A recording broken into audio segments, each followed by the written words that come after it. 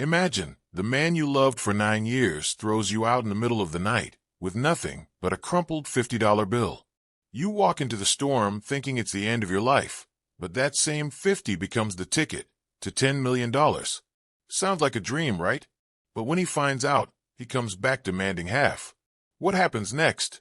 That's where Rachel's story begins. The storm raged outside, but the louder storm was inside the living room. Rachel Miller stood trembling in an old sweatshirt and jeans. Across from her, Mark, her husband of 9 years, shouted so loud the neighbors could probably hear. "I'm done, Rachel. I've carried you long enough. Paid the bills, kept this house running. And you're nothing but dead weight." Rachel's voice shook. "Dead weight? I quit my job to care for your mother. 2 years of cooking, cleaning, bathing her while you—" Mark cut her off, ice cold. "She's gone. And so are you." He kept glancing at his phone. Rachel noticed. "Who keeps texting you?" she asked. Mark smirked and tossed the phone at her. On the screen, "Jessica. Can't wait to see you tonight. Soon, babe. She won't be around for long." Rachel's knees gave way. "You've been cheating." "Yeah," he shrugged. "Jessica makes me feel alive.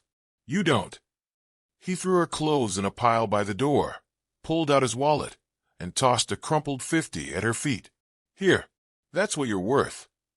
The $50 he threw like trash was about to change her life. Rachel dragged her bag through the rain to a rundown motel. The room was small, the sheets rough, the curtains faded. She sat on the bed, staring at the $15 left in her palm. The next morning, she bought noodles and crackers at the gas station. Then her eyes landed on the lottery tickets. Her mother's old words rang in her head, a tax on the hurting. She had never played. But Mark's voice echoed louder. "You're worth about that much." Her hand shook as she filled the slip.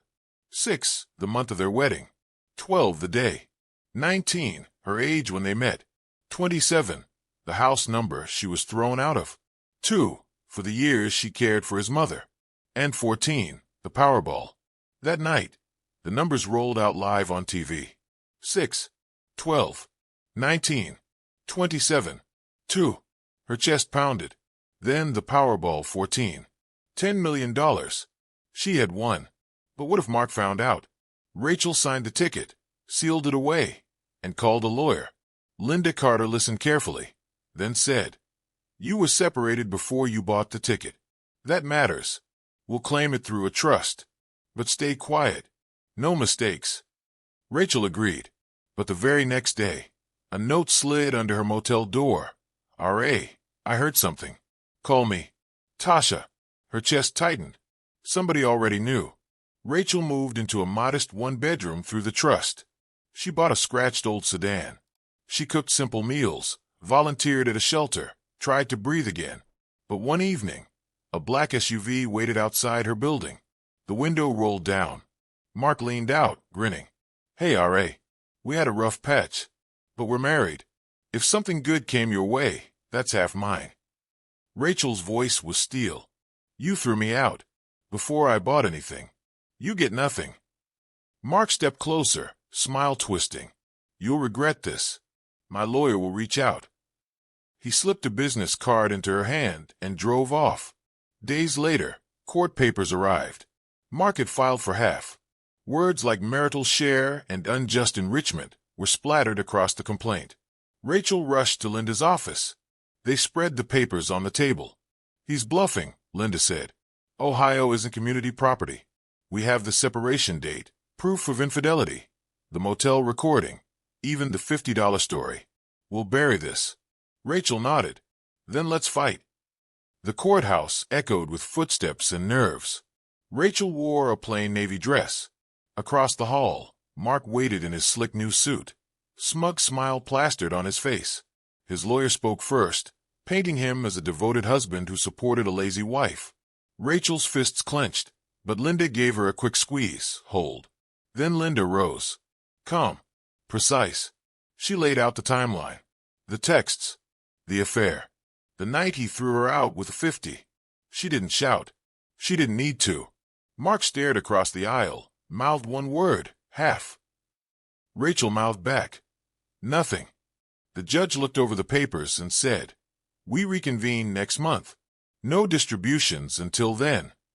Rachel returned to the shelter kitchen, chopping onions, laughing softly with women who knew pain like hers. But at night, fear returned. What if he somehow won? Her phone buzzed. A voicemail from Mark. "R.A., this doesn't have to be ugly. Let's settle, or the world will hear how cold you've been. Meet me at Mitch's. Be reasonable." Rachel deleted it, whispered to herself, "This time, I'm not losing." The final hearing was coming. At the bar, Mark bragged loudly, told anyone who'd listened that Rachel owed him half, that he'd drag her back if he had to. Word spread, but with every slip, he dug his own grave. The truth was stacked against him. The trust, the proof, the timeline, and Rachel, stronger than she had ever been. The day of the hearing arrived. The courtroom doors opened. The judge took the bench. Papers shuffled. Lawyers rose. Mark smirked like he already owned half. Rachel stood tall, breathing steady. The case began.